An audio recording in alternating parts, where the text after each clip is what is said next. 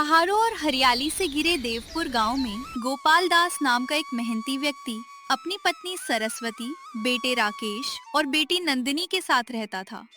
गोपाल कोई बहुत बड़ा अमीर आदमी नहीं था, लेकिन भगवान की कृपा से उसका छोटा सा अनाज और राशन का कारोबार अच्छी तरह चल रहा था। घर छोटा था, लेकिन प्यार से भरा हुआ था। परिवार के सभी सदस्य मिलजुल कर रहते थे। गांव में उनकी इज्जत थी। लोग अक्सर कहा करते थे, पैसा चाहे कम हो, लेकिन गोपाल का परिवार बहुत सुखी है। सुबह होते ही गोपाल अपनी दुकान खोल देता। राकेश उसका हाथ बटाता। नंदिनी घर के कामों में माँ की मदद करती। शाम को पूरा परिवार एक साथ बैठकर खाना खाता। उनकी जिंदगी में सुकून था। एक शाम सभी लोग आंगन में बैठे थे। हल्की ठंडी हवा चल रही थी। तभी गोपाल ने कहा, अब हमारी नंदिनी भी बड़ी हो गई है। मुझे लगता है कि हमें इसके विवाह के बारे में सोचना चाहिए। मैं भी यही सोच रही थी। बेटी का घर बस जाए तो हमारी सबसे बड़ी चिंता खत्म हो जाएगी। पिताजी, आप चिंता मत करिए, हम सब मिलकर बहन की शादी बहुत अच्छे घर में करेंगे। नंदिनी शर्मा कर अंदर चली गई। समय बीतता गया।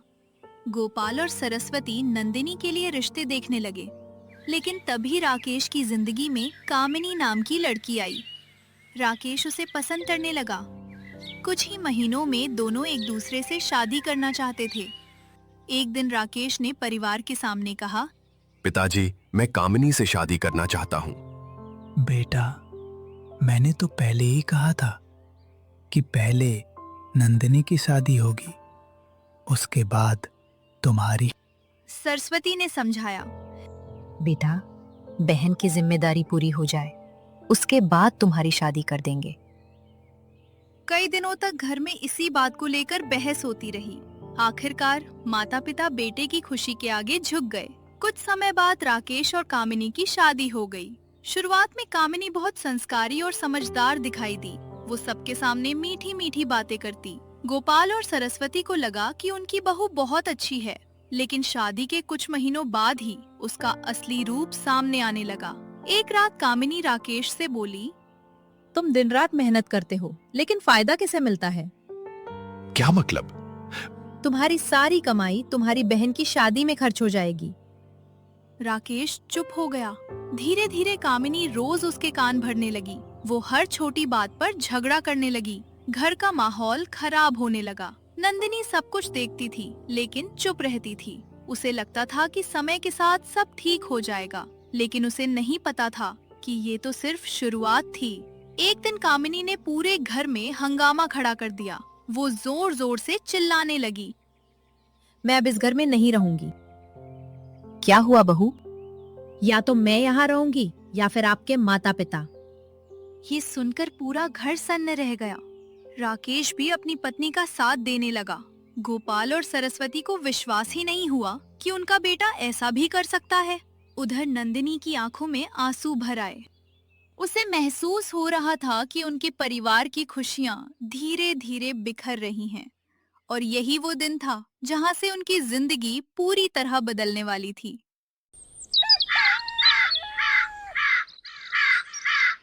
सुबह का समय था।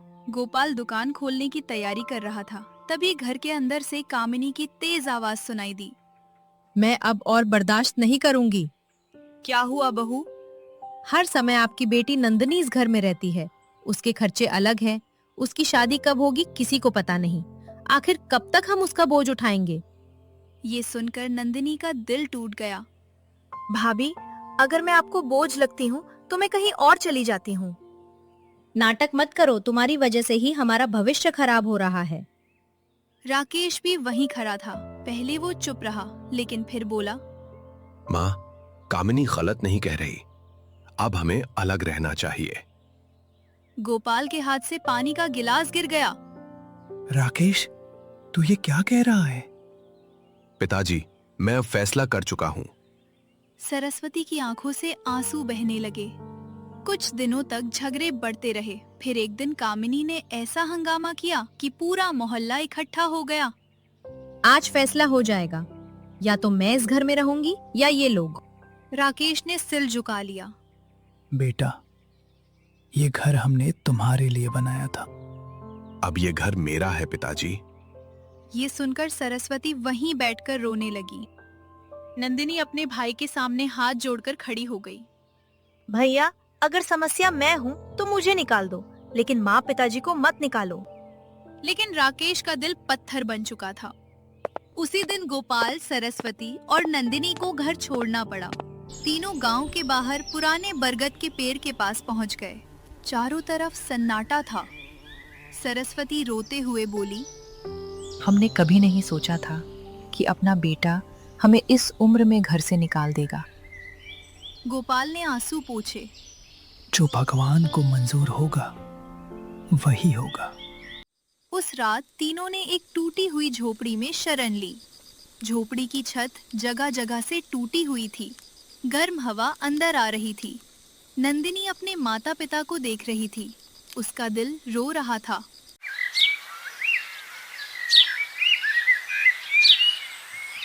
अगली सुबह वो जल्दी उठी। पिताजी, अब मैं भी काम करूंगी। नहीं बेटी, ये काम मेरा है। नहीं पिताजी, अब मैं आपकी बेटी ही नहीं, आपका सहारा भी हूँ। नंदिनी गांव में लोगों के घर जाकर सिलाई और कढ़ाई का काम करने लगी। कुछ पैसे आने लगे, लेकिन इतने नहीं कि परिवार आराम से रह सके। एक दिन नंदिनी तालाब से पानी भरकर लौट रही थी। तभी उसे महसूस हुआ कि कोई उसे देख रहा है। वह रुकी, चारों तरफ देखा, लेकिन वहां कोई नहीं था। उसने सोचा, शायद मेरा भ्रम होगा। लेकिन अगले दिन फिर वही हुआ। इस बार जब वो मंदिर के रास्ते से जा रही थी तो उसे दूर एक युवक दिखाई दिया। युवक उसे देख रहा था। जैसे ही नंदिनी ने उसकी तरफ देखा, वो दूसरी तरफ मुड़ गया। नंदिनी हैरान रह गई। वो घर लौट आई। उधर गांव के सरपंच धर्मवीर सिंह का बेटा अर्जुन सिंह कई साल बाद शहर से पढ़ाई पूरी करके गांव लौटा था। अर्जुन पढ़ा लिखा और समझदार युवक था। वो गांव के लोगों की मदद करना चाहता था। एक दिन उसने तालाब के पास नंदिनी को देखा। वो सिर पर पानी का घड़ा लिए जा रही थी। तेज धूप के बावजूद उसके चेहरे पर आत्मसम्मान और मेहनत साफ दिखाई दे रही थी। अर्जुन पहली बार किसी लड़की से इतना प्रभावित हुआ, लेकिन उसने कभी उससे बात नहीं की। वो सिर्फ दूर से उसे देखता रहता। उधर गोपाल की परेशानी बढ़ती जा रही थी। एक दिन गांव के बुजुर्ग रतनलाल उनके पास आए। गोपाल, मैंने तुम्हारी बेटी के लिए एक रिश्ता देखा है।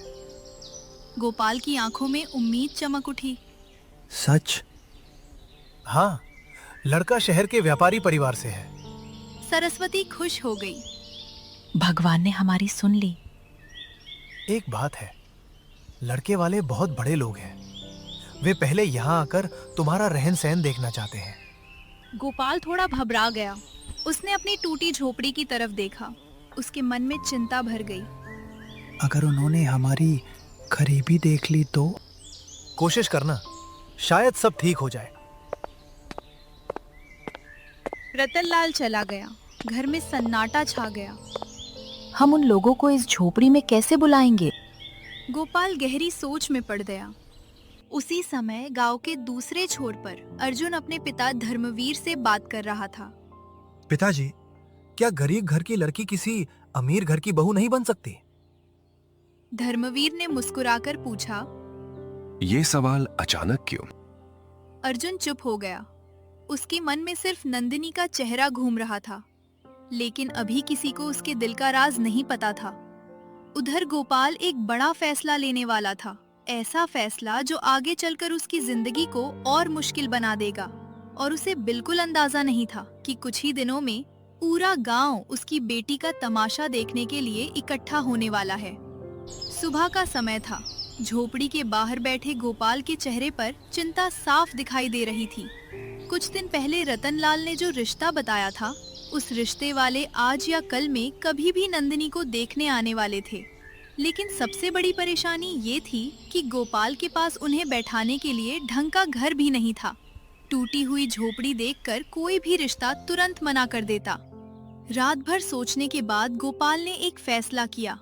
सुबह होते ही वो अपने बेटे राकेश के घर पहुंच गया। दरवाजा खटखटाते ही कामिनी बाहर निकली। अब यहाँ क्यों आए हो? गोपाल ने हाथ जोड़ लिए।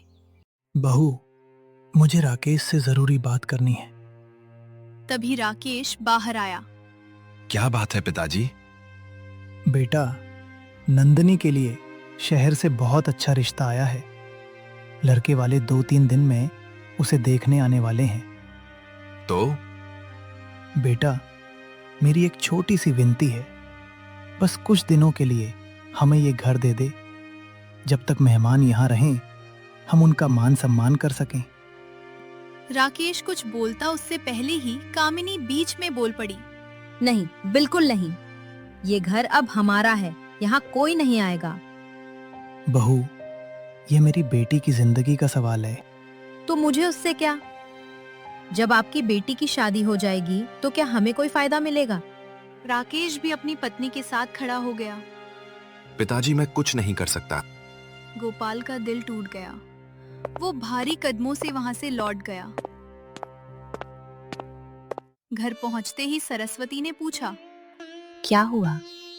गोपाल ने उदास होकर सारी बात बता दी। सरस्वती की आंखों से आंसू निकल पड़े। अपना बेटा इतना बदल जाएगा, मैंने कभी नहीं सोचा था। नंदिनी सब सुन रही थी। उसका दिल रो उठा। पिताजी, रहने दीजिए। अगर मेरी किस्मत में विवाह होगा तो झोपड़ी देखकर भी होगा। लेकिन गोपाल हार मानने वालों में से नहीं था।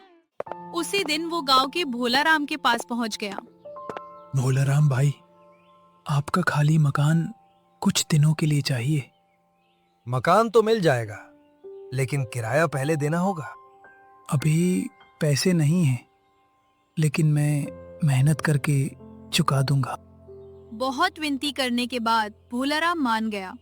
2 दिन बाद शहर से मेहमान आ गए। मेहमानों में लड़के के पिता जगमोहन, उसकी पत्नी सावित्री, बेटा विवेक और छोटी बेटी रीमा थे। गोपाल ने हाथ जोड़कर उनका स्वागत किया। आइए, आपका बहुत बहुत स्वागत है। सब लोग किराए के घर में आकर बैठ गए। शुरुआत में सब ठीक लग रहा था, लेकिन कुछ ही देर बाद मांगों का सिलसिला शुरू हो गया। रीमा बोली, माँ, यहाँ बहुत गर्मी लग रही है, क्या यहाँ कूलर नहीं है? गोपाल के चेहरे का रंग उड़ गया, लेकिन वो तुरंत बोला, अभी व्यवस्था करता हूँ बेटी। फिर वो भागता हुआ गांव में गया और किराए पर एक कूलर लेकर आया। कूलर वाले ने कहा, 2 दिन का 300 रुपए लगेगा। गोपाल ने उधार लिखवा लिया। शाम को नई मांग आ गई। सावित्री बोली, हमें रात के खाने में मिठाई चाहिए। फिर मिठाई आई। अगले दिन सुबह विवेक बोला, मुझे नाश्ते में मक्खन और मलाई चाहिए। गोपाल फिर बाजार भागा। उधर सरस्वती परेशान थी।